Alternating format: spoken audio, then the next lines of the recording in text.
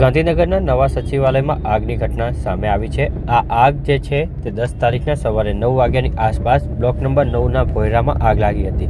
આ ભોયરાની અંદર જે છે નકામી અને ભંગાર થયેલી વસ્તુઓ રાખવામાં આવી હતી। તેની અંદર અચાનક આગ લાગતા જ તે ગાંધીનગર ફાયર બ્રિગેડની ટીમને જાણ કરવામાં આવી હતી। ગાંધીનગર ફાયર બ્રિગેડના fire incharge officer Rajesh Patel સહિતની ટીમ તુરંત ઘટના સ્થળે દોડી ગઈ હતી અને 20 જેટલા કર્મચારીઓ પણ આ જે છે પાણીનો મારો ચલાવી આગ કાબુ મેળવવાનો પ્રયાસ હાથ ધર્યો હતો। સદનસીબે ફાયર બ્રિગેડની ટીમ તુરંત પહોંચી જતા કોઈ મોટી જાનહાનિના સમાચાર સામે નથી આવ્યા। આ ઘટના જે છે તે 10 ઓગસ્ટના સવારે 9 વાગે બની હતી।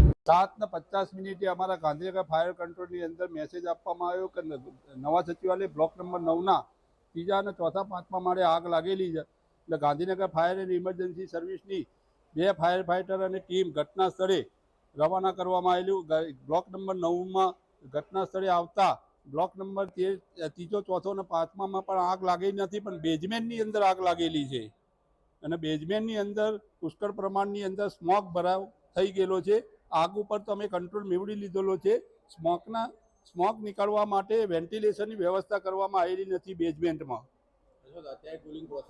હા, કુલિંગ પ્રોસેસ કન્ટિન્યુ ચાલુ છે અને સ્મોક થોડો ઓછો થાય પછી ખ્યાલ આવે બેઝમેન્ટની અંદર શું સામાન ભરવામાં આવેલો છે। કોઈ જાનહાનિ કે કોઈ નુકસાન થયેલું એટલે જાનહાનિ થયેલી નથી, એ જાણવા નથી મળી।